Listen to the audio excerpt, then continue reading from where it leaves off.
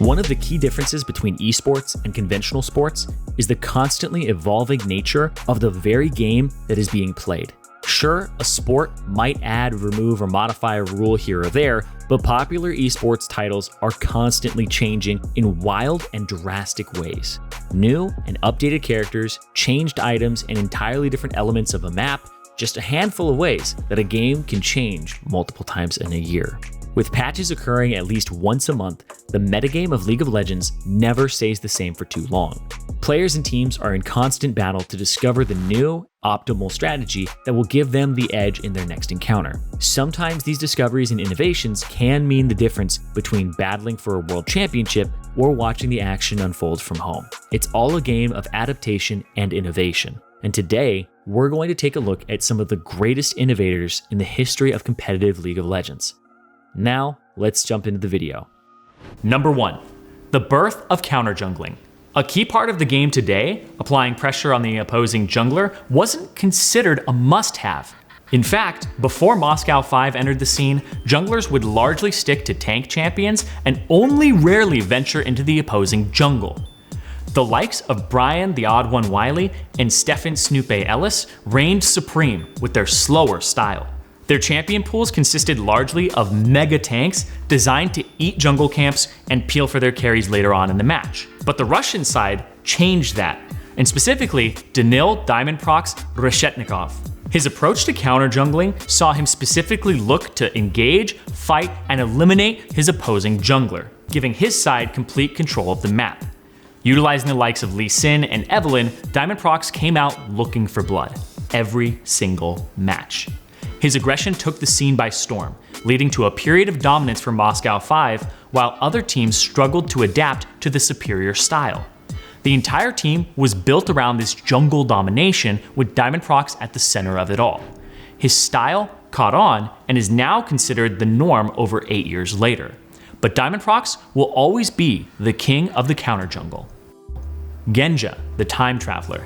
Although he may never be remembered as one of the all-time great ADCs, Evgeny Genja Andryushin has certainly cemented his place in the League of Legends history books. It's hard to tell if Genja was brilliant, insane, or simply both. The Russian player is credited with several innovations in the bottom lane, including, but not limited to, Urgot as an ADC, using Trinity Force on almost any champion, triple Doran's Blade, the Legolas Varus build, and even utilizing Wriggle's Lantern as an AD carry item.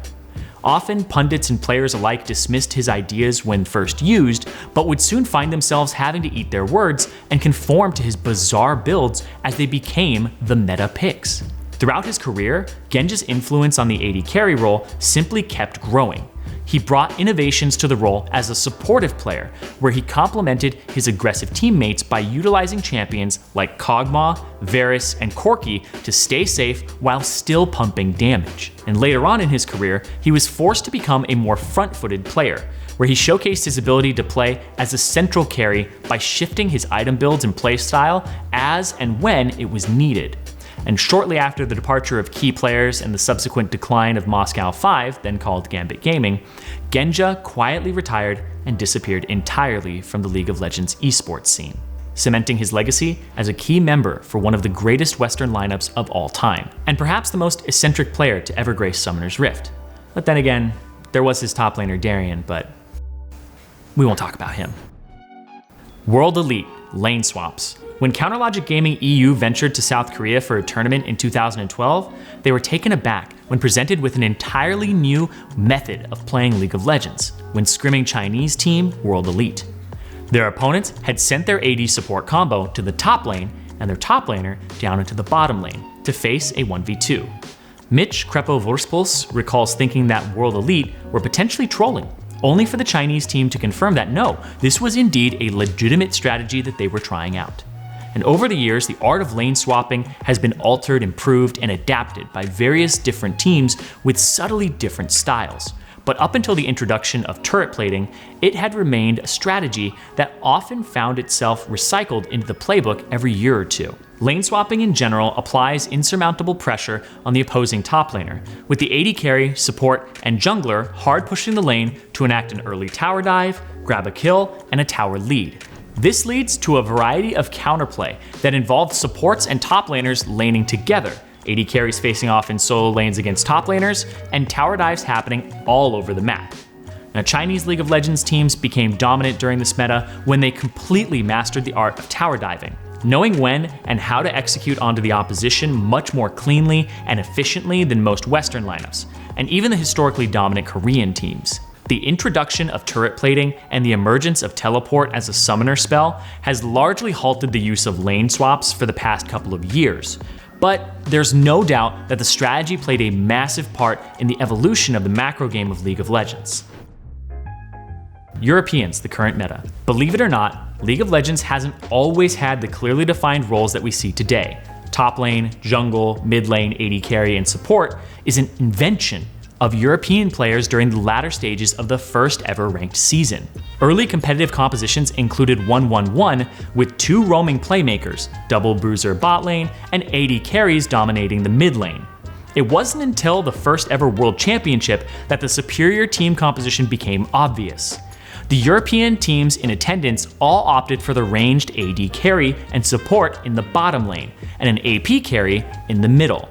2 European teams made the grand final, and thus the optimum strategy was born. To this day, despite the odd curveball here and there, almost every meta is simply a variation of the one created back in 2010.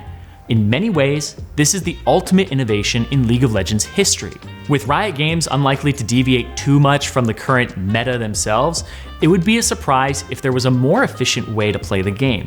But with the amount of brainpower devoted to outthinking opposition, players, coaches, and analysts, you never know when something new might pop up and change everything.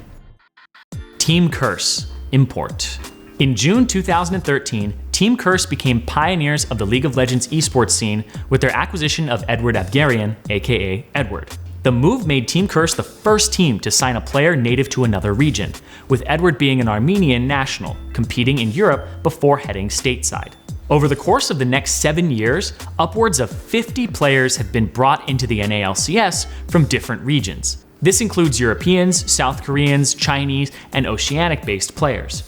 The trend has seen incredible players grace the league. Ham Lustboy Chungsik, Henrik Fragen Hansen, and Chung Impact Yeonyoung have all plied their trades in the US over the years, with perhaps the most famous, Soren Bjergsen Bjerg, becoming a TSM legend along the way. The import crisis is not without its problems. Many have complained that the US teams rely too heavily on foreign players, not giving enough opportunities to local talent to develop. Veteran mid laner Eugene Pobelter Park took aim at LCS teams in late 2019, calling the hunt for import players a baffling obsession. Ultimately, no one can lay the blame at Edward or Team Curse for how the system has developed, but there's no doubting that this move in 2013 changed the shape of competitive League of Legends forever. TSM, Team House. Nowadays, each and every LCS, LCK, LPL, and LEC team has either a team house or an office with several apartments scattered nearby to house their playing staff. This, of course, wasn't always the case. TSM takes the plaudits for taking the bold first step into bringing their players together with the introduction of their gaming house in New York back in 2011. The idea was to replicate Korean StarCraft houses that had been successful in the past. And while it did lead to improvements, there were certainly some hurdles to overcome. Amongst other things, top laner Marcus Dyrus Hill nearly caused a fire while leaving food to cook for too long in the microwave, while jungler Brian the Odd One Wiley developed fairly severe health issues from his diet of soda and junk food. Thankfully, almost a decade later, standards have improved. The vast majority of teams now keep nutritionists, cleaners, and even psychologists on staff to look after the players both physically and mentally. The TSM themselves have announced a new $13 million facility in LA. The 25,000 square foot building includes office space, streaming rooms, training rooms, and an on-site gym. Not bad, especially when compared to their first attempt all those years ago. Mid lane funnel. First appearing in Chinese solo queue games, the funnel strategy took the tail end of 2018 by storm. The funnel is essentially everything that it claims to be.